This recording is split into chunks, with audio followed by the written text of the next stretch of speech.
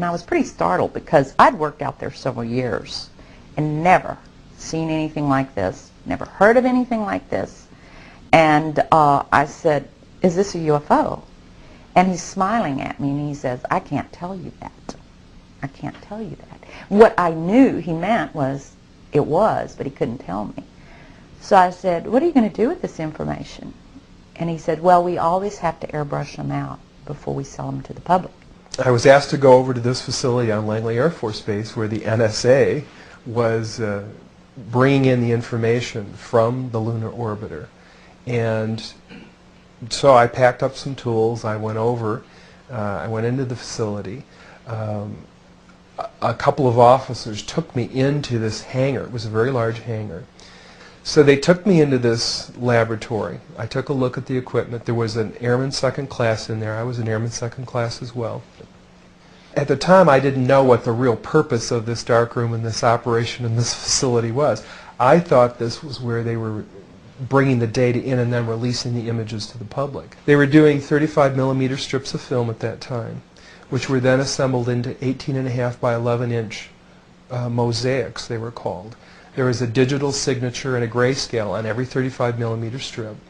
And those strips were from successive passes around the moon. So he was showing me how all this worked, and we walked over to one side of the lab and he said, "By the way, we've discovered a base on the back side of the moon." And at that point, I became frightened and I was a little terrified, thinking to myself that if anybody walks in the room now, I know we're in jeopardy, we're in trouble, because he shouldn't be giving me this information.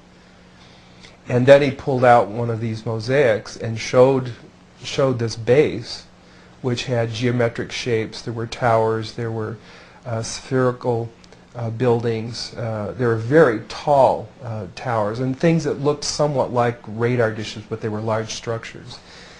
If I compare it to what I'm seeing now, because I do have photographs that have artifacts in them that are similar to what I saw, they're massive. Some of the structures are, half a mile in size.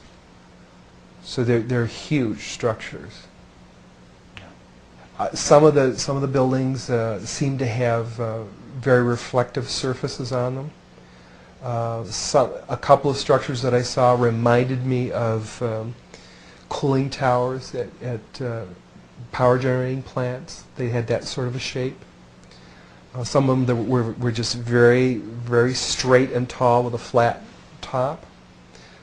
Some of them were round. Some of them looked like a Quonset hut, with a domed kind of, like a greenhouse. The particular shot that I saw, there were several clustered together over a landscape, a fairly large landscape.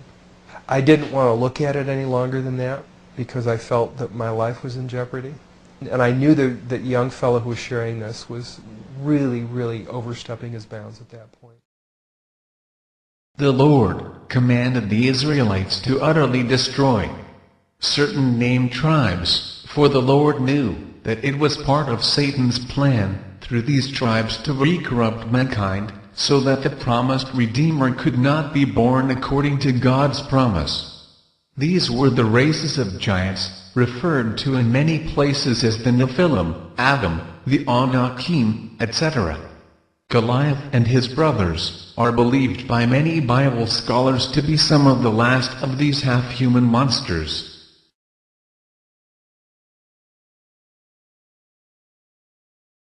Channelers, shamans, medicine men, voodoo, New Agers, Satanists, Wiccans, all are hearing the same messages, and all clearly identify Christians as the enemy of all mankind.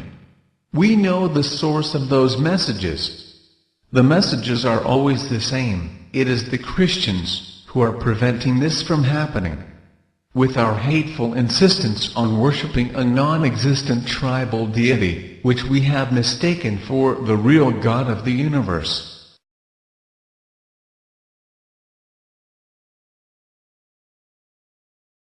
According to the Bible, Jesus Christ will take away his body of believers from this planet. 2 men will be in the field, one will be taken, and the other left. 2 women will be grinding with a hand mill, one will be taken, and the other left. Matthew 24:37-42. After this, the Holy Spirit will be removed from earth, and depression, anguish, suffering, total chaos, and everything that is unholy will be released from the hellish realm upon the earth, and the Antichrist will reign all nations. Revelation 13:14-15.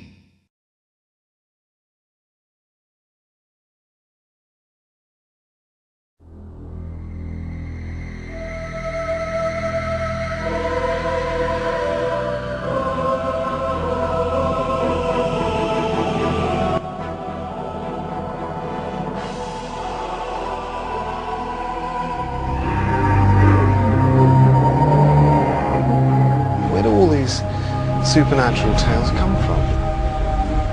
I'm about to begin a journey into the belly of a beast that has no body. In this film, I'm going to hell and back to find the truth behind demons.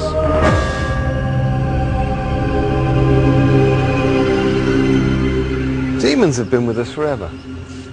Every culture since the beginning of time has feared these disembodied evil spirits that vex the world. But today, we're beyond all that. Surely. A couple of years ago, I saw a TV show about exorcisms still happening in Italy. What you're about to see is unique. It's a verified recording, not a reconstruction. Sit back and watch a demon possessing a human being. Nel nome del Padre, del Figlio e dello Spirito Santo. Signore Gesù Cristo, Figlio di Verbo eterno Padre, Dio ringrazio. According to her parents, 16-year-old Martina has suffered from possession for 10 years. No one could help her but the exorcist. Aspetta Maria, è di Cristo! È di Cristo! È di Cristo! Ecco l'acqua del Signore. Il demonio esiste o non esiste? Esiste il demonio! Come fa a dimostrarlo? Come fa a dimostrare che esiste? Le guerre, tutto! Ma questo... Io esisto! E chi non ci crede bene? Ma questo... How do you begin to make sense of that? Well, that's exactly what I'm going to try and do. I'm going to start my search for demons by plunging right into the heart of the Catholic Church, the Vatican.